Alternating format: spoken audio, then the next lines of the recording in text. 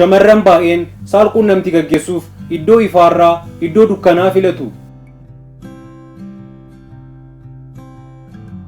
Namoonni wal fuudhan namoota kophaa jiraatan caala ofiin of gammachiisu.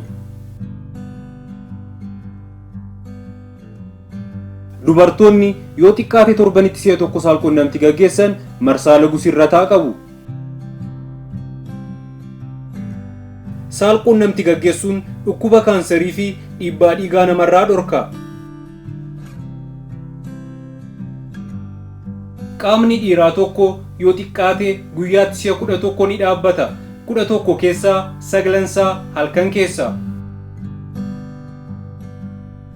Namoonni garaa isaaniin ciisan irra caalaan abjuun saalquunnamtii gaggeessu. Saalquunnamtii erga gaggeessaniin booda fincaa'uun dhukkuba urinary tract infection irraa nama baraara. Sperm seeliin dhiirri tokko torban 2 keessatti dhangalaasu dubartoota addunyaa kanarra jiran hunda ulfeessuu danda'a. Shamarran saalquunnamtii gaggeessanii guyyoota 5 hanga 8 keessatti ulfaa'uu danda'u.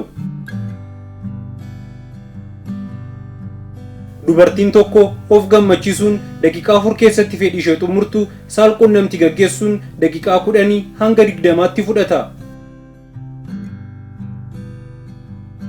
Sperm seeliin dhiiraa qaama dhalaan alatti sa'aatii muraasa qofa yoo turu qaama dhalaa keessatti guyyoota 3 hanga 5 ni tura. Dubartoonni osoo saalquunnamtii gaggeessaa jiranii dhiirota caalaan jechoota saalfachisoo dubbatu.